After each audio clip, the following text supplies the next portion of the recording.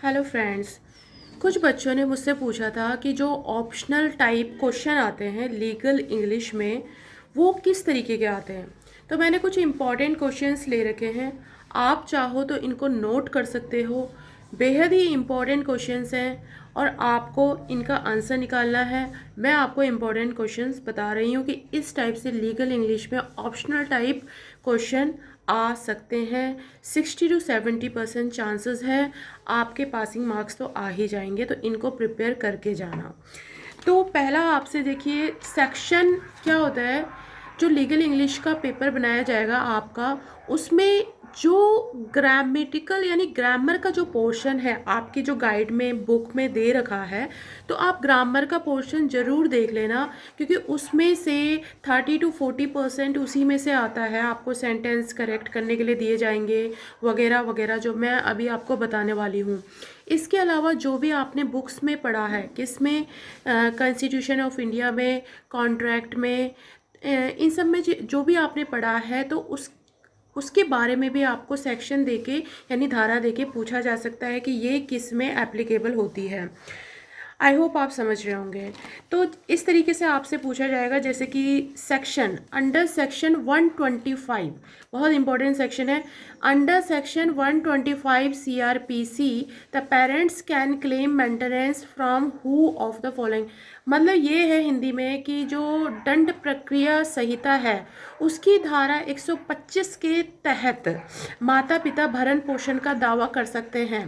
किसमें? 4 ऑप्शन आपको दिए रहेंगे, वो 4 ऑप्शन कुछ भी हो सकते हैं, उसमें से आपको करेक्ट जो है ऑप्शन छाटना है। तो सेक्शन 125 जो मैंने आपको क्वेश्चन बताया है, इसको आप प्रिपेयर कर लेना। इसमें आपके पास ऑप्शन आ सकते हैं: A only son, B only daughter, C both A and B, and D step daughter यानी सौतेली पुत्री। तो इसका आंसर आपको ढूंढना है। मैं चाहती हूँ आप जो है डीपली पढ़ाई करें और उसका आंसर आप खुद ढूंढें, ठीक है। तो सेक्शन 125 के बारे में देख लेना। प्लेंट, प्लेंट के बारे में आपको पूरा देखना है कि प्लेंट क्या होता है, यानी हिंदी में इसको बोलते हैं वाद पत्र। वाद पत्र के बारे में आप देख लेना। ऑप्शन करेक्ट आप छाट लोगे कौन सा ऑप्शन सही है। इसके अलावा आप एक वर्ड है डिसीज्ड, डिसीज्ड का डिसीज शब्द का किस में प्रयोग किया जाता है। तो डिसीज्ड शब्द यानी कि DECEASED का प्रयोग किस में किया जाता है, तो इसको देख लेना, इसके बारे में पढ़ लेना। और लिगेटी, लिगेटी क्या होता है, लिगेटी, इसके बारे में पढ़ लेना।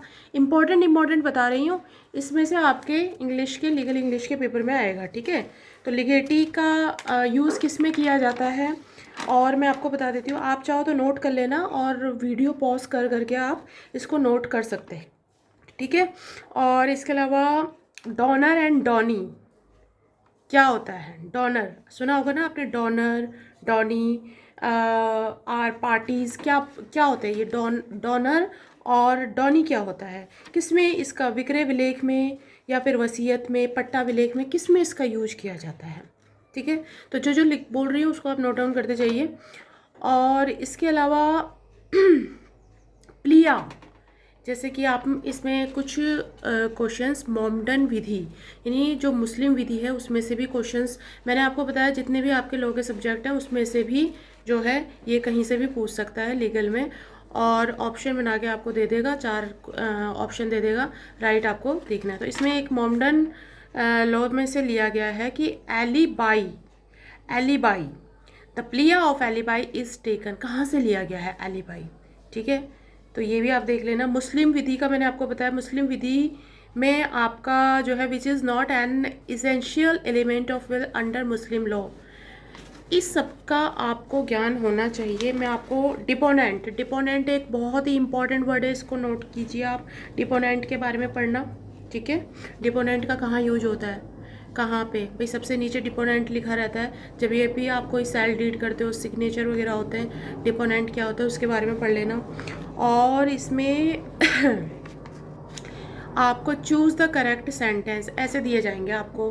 देखिए 4 आपको ना ऑप्शन दे दिए जाएंगे, रॉन्ग लिखा रहेगा उसमें सेंटेंस बना के, उसको आपको करेक्ट करना होगा। तो मैं बार बार आपसे कह रही हूँ कि आपको सेंटेंस का ज्ञान होना चाहिए। सेंटेंस आपको करेक्ट करने के लिए मिलेंगे, ठीक है, उसके ग्रामर के पोर्शन में से। तो आप इसमें प्रैक्टिस कर लेना। और ऐसे भी दिखा दिया जाएगा चूज़ द करेक्ट सेंटेंस। अभी आपको क्या करना था, करेक्ट करना था आपको सेंटेंस। अब आपको क्या करना है, 4 ऑप्शन में से चूज़ द करेक्ट सेंटेंस। आपको देखना है कि कौन सा करेक्ट है सेंटेंस, ठीक है। अब इसके बाद choose the correct sentence from the following option. हाँ, ये बन के आएंगे आपके question. Says the following sentence into, अब इनडायरेक्ट स्पीच देख लेना। इनडायरेक्ट स्पीच ग्रामर का पोर्शन है, उसको जरूर देख लेना, उसमें से भी क्वेश्चन बन के आएगा, ठीक है। Change the following sentence, passive wise active voice देख लेना। मैं वो बता रही हूँ आपको कि ग्रामर में से ज़्यादा आता है, तो ग्रामर का पोर्शन आपका मजबूत होना चाहिए, तभी आप लीगल इंग्लिश जो है करेक्ट कर पाओगे। तुक्का मारोगे तो गलत भी हो सकता है। पैसिव वाइज एक्टिव वाइज देख लेना, इनडायरेक्ट स्पीच देख लेना, correct sentence, choose the correct sentence. अब ये करेक्ट सेंटेंस वाले तो बहुत आ रहे हैं, ठीक है, तो इसको तो आपको करेक्ट सेंटेंस तभी कर पाओगे जब आपका ग्रामर पोर्शन जो है मजबूत होगा। Change the following sentence passive wise में, ठीक है, बता चुकी हूँ। फिर आप करेक्ट करना है आपको सेंटेंस दोबारा से, बहुत सारे हैं इसमें करेक्ट सेंटेंस, तो सेंटेंसेस में जो है अपनी अच्छी पकड़ बना लेना, ठीक है। और इसमें से द का यूज करना जानते हो, बचपन से सिखाया जाता है। अब द का यूज़ कहीं भी नहीं कर दिया जाता है, द का स्पेसिफिक चीज़ों के लिए यूज़ होता है। तो द का यूज़ कौन सा करेक्ट सेंटेंस है, अब वो द करके आपको 4 ऑप्शन दे देगा, ये सही है, बीच में भी द लगा देगा, पहले भी द लगा देगा।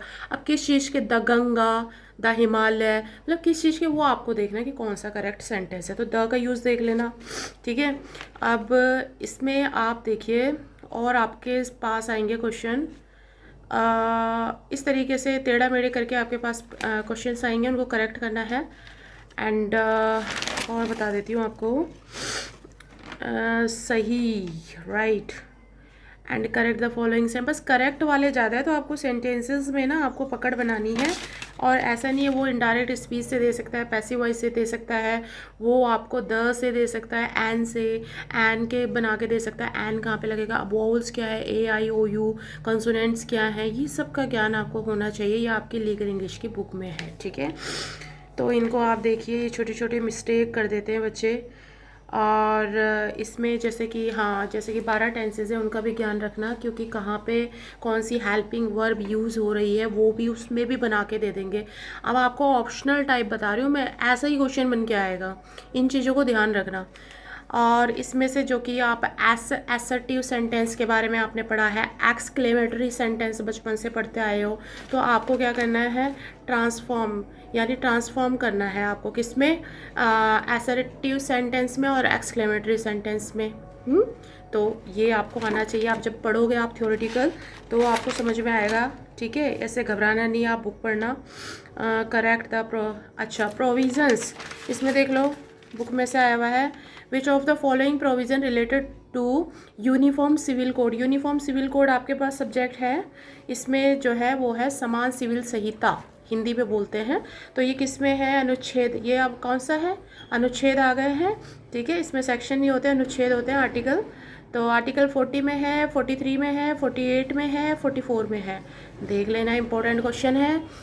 अच्छा, एक केस है सायरा बानो बनाम, बहुत ही इम्पोर्टेंट जो एक केस है, इसके बारे में देख लेना। किसके बारे में था भाई, ये मेंटेनेंस के बारे में था, डॉयर के बारे में, ट्रिपल डाइवोर्स के बारे में था, या फिर नॉन ऑफ द अबव था। तो इनमें से 3 तलाक के बारे में था, किसके बारे में, ये आपको ढूंढना है, बहुत ही इंपॉर्टेंट है। फंडामेंटल राइट्स जरूर आएगा, जरूर आएगा, इसको देख लेना, ठीक है। अब ये फंडामेंटल राइट्स कहाँ से लिए गए हैं, आयरलैंड से, ब्रिटेन से, अमेरिका से या ऑस्ट्रेलिया से, देख लेना आप। अच्छा, सेक्शन 14 के बारे में, हिंदू अधिनियम जो है 1956, ये पढ़ लेना। कैपिटल पनिशमेंट के बारे में पढ़ लेना, ये जो कैपिटल पनिशमेंट क्या होता है, मृत्युदंड। अच्छा, और मैं आपको इम्पोर्टेंट कुछ बता देती हूँ, हिंदू 1956, हिंदू उत्तराधिकार 1956 जरूर पढ़ लेना, इसमें से 2-3 क्वेश्चन आए हुए हैं, इम्पॉर्टेंट है ये सेक्शन। अच्छा, ये फ्री कंसेंट, फ्री कंसेंट क्या होती है, स्वतंत्र सहमति, कॉन्ट्रैक्ट में दिया गया है, पढ़ लेना। अच्छा, parliament of the union shell consist of, संघ की संसद के बारे में पढ़ना, ठीक है। और आप जो है इसको थ्योरेटिकल पढ़ लोगे, अपना आप सॉल्व कर दोगे क्वेश्चन। रूल ऑफ लॉ किस में दिया गया है? आर्टिकल 19 में, 14 में, 21 में, 20 में, ये देख लेना। यूनिवर्सल डिक्लेरेशन ह्यूमन राइट का किस अनुच्छेद में है? 29 में, 30 में, 31 में, 28 में। और एक संप्रभुता, यानी संप्रभुता के बारे में जरूर पढ़ लेना, इसको इंग्लिश में कहते हैं सोवरेनिटी। इसमें द कॉन्स्टिट्यूशन में, सुप्रीम कोर्ट में, पार्लियामेंट में, पीपल ऑफ इंडिया, ये देख लेना, बहुत इंपॉर्टेंट है ये संप्रभुता। एंड UNOUDHR यानी universal declaration of human right के बारे में पढ़ लेना। एंड सूचना के अधिकार के बारे में पढ़ लेना, ये कब किस मतलब कौन से ईयर में हुआ था। एक्ट वाज पास्ड 2001 में, 2 में, 3 में। एंड आर्टिकल 21 के बारे में पढ़ लेना। एंड फंडामेंटल ड्यूटीज़ बहुत इंपॉर्टेंट है, relates to environmental protection. Article 51, 51A, 51G, 51FG है ना, अनुच्छेद, ये पढ़ लेना। और आपको मैं बता देती हूँ और क्या इम्पोर्टेंट है इसमें डैमेज, क्षतिपूर्ति आएगा इससे क्वेश्चन बन के। अच्छा, प्रस्तावना, प्रेम्बल, प्रस्तावना कॉन्ट्रैक्ट का है, तुमसे fundamental rights case. Correct meaning, हाँ करेक्ट मीनिंग क्या है इसका? इसमें कठोर दायित्व हिंदी में कहते हैं, करेक्ट मीनिंग ऑफ द कठोर दायित्व। तो इसको इंग्लिश में क्या बोलेंगे? स्पेशल लाइबिलिटी बोलेंगे, स्ट्रिक्ट लाइबिलिटी बोलेंगे, एब्सोल्यूट लाइबिलिटी बोलेंगे, क्या बोलेंगे देख लेना। इस तरीके से बन के आएंगे तो आपको एक चूज़ करना है। क्रिमिनल अटैम्प्ट से क्या मतलब है? प्रयत्न होता है, अपराधी प्रयत्न होता है, अपराध होता है, क्या होता है? क्रिमिनल अटैम्प्ट, ठीक है। तो अपने विवेक से आप इसमें देखो, पढ़ो। What is meaning of the term plant? अच्छा, हैबियस कार्पस इम्पॉर्टेंट है, लैटिन का शब्द है, इसके बारे में पढ़ लो। अल्ट्रा वायरस, लैटिन शब्द अल्ट्रा वायरस के बारे में पढ़ो। एंड इसमें सही करने हैं आपको करेक्ट। एक्स पार्टी क्या होती है? एक्स पार्टी बहुत यूज़ होती है, एक्स पार्टी पढ़ लेना। वाइट एबिनिशो के बारे में पढ़ो, ये एक वर्ड है, लैटिन शब्द है वाइट एबिनिशो। एंड लैटिन शब्द है damnum sine injuria, very very very very important, damnum sine injuria, ठीक है। इसका मीनिंग बताना है आपको, ये तो ज़रूर कर लेना जो अभी बताया मैंने आपको। डैमेजेस बता दिया। अच्छा, इसमें इच्छा मृत्यु किसे कहते हैं, ठीक है, इंग्लिश में देख लेना इसे। De facto, what do you meaning by de facto? And locus standi, very very important, locus standi, what is meaning of locus standi? Salary, salary का आपको साइनम बनाना है, साइनम्स जरूर आएंगे, साइनम्स जरूर आएंगे, तो इसका आपको सैलरी का बता देना साइनम्स। और आपको जो है क्रेडिटर का आपको क्या लिखना है? विलोम शब्द, एंटोनिम जरूर आएंगे, एंटोनिम और साइनम, ठीक है। एंड इसके अलावा आपका है प्राइमा फेसाई वर्ड, इसको देख लेना। एंड फिर आपको करेक्ट दे दिए गए हैं आपको क्वेश्चन करने के लिए। प्लेंटिव देख लेना, प्लेंटिव बहुत इंपॉर्टेंट है, इसके बारे में पढ़ो। एंड अच्छा, और इसमें आपके लिए इम्पोर्टेंट क्या हो सकता है? बस इसमें देखिए, इसमें सेकंड फॉर्म के इन्होंने 4 ऑप्शन दे दिए कि सेकंड फॉर्म में बना के दे दिया। अब कौन सा है? जैसे कि इसमें लिखा हुआ है, उसने मेरे लिए एक फूलों का गुलदस्ता भेजा, तो ये आपको पता है ना, ये पास्ट में जा रहा है, सेकंड फॉर्म लगेगी इसमें। तो अब ये तुम्हें देखना है कि इसमें क्या लगेगा, ठीक है। करेक्ट कर लेना अपनी ग्रामर को, अगर वीक है तो। अब ये चुका था चुकी थी का दे दिया है, कौन सा करेक्ट है? अब ये सेंटेंस का ज्ञान तो आपको होगा ही, नहीं है तो इसमें पकड़ बना लेना, इसमें से बहुत क्वेश्चन बन के आए हुए हैं। और बहुत मतलब ग्रामर का पोर्शन आपका 50% का है, ठीक है।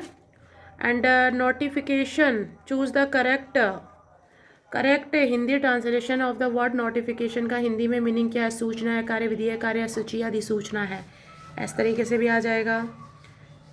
बाकी सब करेक्ट, ग्रामर में से ज़्यादा आ रखा है, ठीक है। वाद पत्र यानी प्लेंट किसे कहते हैं, एंड पर्सन, अटॉर्नी के बारे में पढ़ो, प्लेंट बहुत इंपॉर्टेंट है। डिक्री, डिक्री, ठीक है, डिक्री पारित की जाती है ना, किसके द्वारा, जो अदालत है। तो a person in whose favour a decree is passed by the court is, 4 option दिए जाएंगे। तो इस तरीके से मैंने आपको मोटा मोटा आपको बता दिया है कितने इम्पोर्टेंट क्वेश्चन है। पता है आपको 50% तो आपका ग्रामर में से आया हुआ है। अगर आपका ग्रामर पोर्शन भी मजबूत है तो आप जो है लीगल इंग्लिश में पास हो जाओगे, ठीक है। 50 मार्क्स आपके कहीं नहीं गए। उसके अलावा आपको अगर सारी किताबों का, यानी जैसे कि मुस्लिम विधि का, कॉन्ट्रैक्ट का, कॉन्स्टिट्यूशन ऑफ इंडिया का, इन सब का जो है आपको ज्ञान है, अच्छे से आपने बुक्स पढ़ी हुई है, तो उसमें से भी कुछ सेक्शन, जैसे कि मैंने 125 का सेक्शन बताया था, अनुच्छेद में मैंने फंडामेंटल राइट्स, ठीक है, वगैरह वगैरह, मैंने आपको बहुत सारी चीज़ें बताई है, डिग्री वगैरह वगैरह। तो इन सब चीज़ों को कुछ वर्ड्स मैंने आपको बताए थे ना, क्षतिपूर्ति इंग्लिश में क्या कहते हैं देखना, बहुत इंपॉर्टेंट है। साइनॉम्स कर लेना, विलोम शब्द कर लेना, ऐसे ही फॉर्मेट आएगा, देख लेना आप। तो अगर बच्चों बस यही था इसमें इम्पोर्टेंट। अगर आपने इस चैनल पे नया विजिट किया है और कोई भी आपको डाउट हो तो आप कमेंट देना, मैं अगला वीडियो उसके ऊपर बनाऊंगी, ठीक है। और जवाब ना दे पाऊँ मैं कमेंट का तो कोई बात नहीं, डोंट माइंड, मेरे नॉलेज में सारे कमेंट रहते हैं, मैं पढ़ती सारे कमेंट हूँ, ठीक है।